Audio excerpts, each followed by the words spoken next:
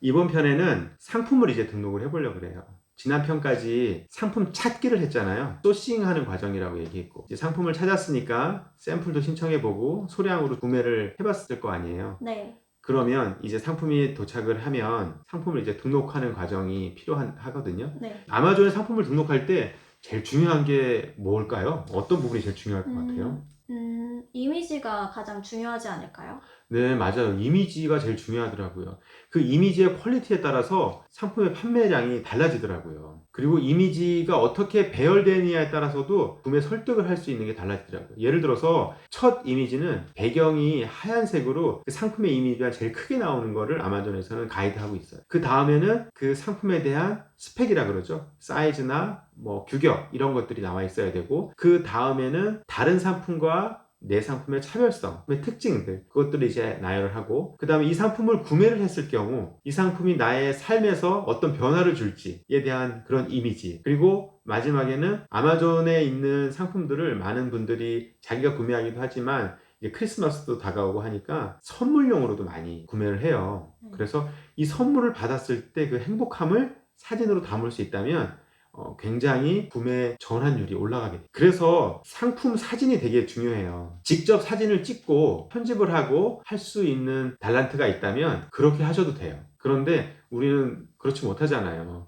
그래서 상품 이미지를 전문가한테 의뢰하고 맡기기도 하는데, 그런 경우 호주에서는 굉장히 비싸게 돼요. 그래서 직접 사진을 찍거나 또는 알리바바나 1688에서 물건을 구매하고 찾고 구매할 때 이미지가 아주 좋은 것을 제공하는 서플라이어 상품을 구매하는 것을 저는 추천드려요. 그렇게 하면 우리의 수고들이 굉장히 적어지거든요. 저는 어떤 경우는 그 상품의 이미지가 좋지 않아서 그 서플라이어한테 요청한 적이 있었어요. 그랬더니 구해주더라고요. 그리고 동영상도 구해주고.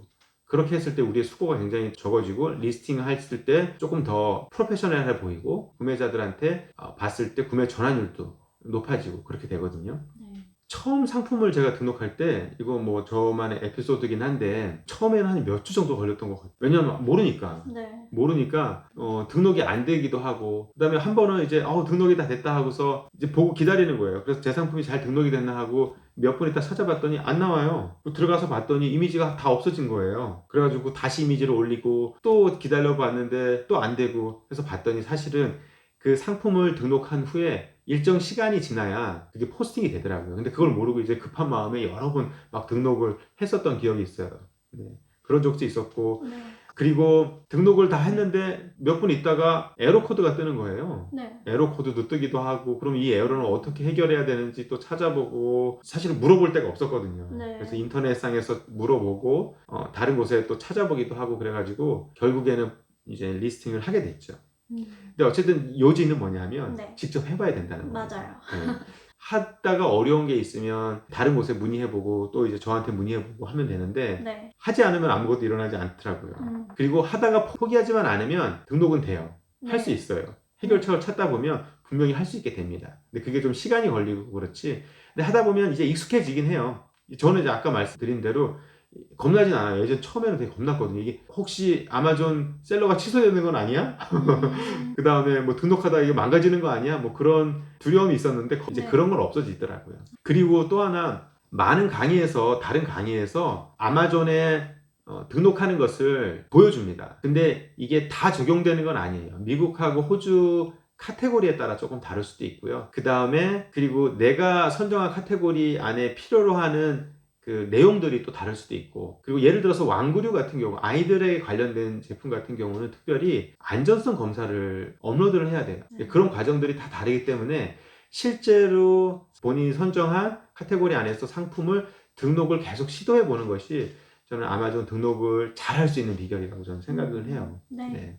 자, 다음 주에는 그러면 제가 숙제를 좀 드리고 싶어요. 네. 숙제가 뭐냐면, 지난번에 알리바바를 통해서 구매를 했잖아요. 네. 그 다음에 이제 등록을 해야 되잖아요. 네. 등록을 한번 해보시는 거를 추천을 드려요. 근데 그 등록 네. 전에 또 중요한 게 뭐냐면, 두기 씨가 선정한 제품이랑 유사한 제품을 이미 팔고 있는 아마존 셀러가 있을 거 아니에요. 네.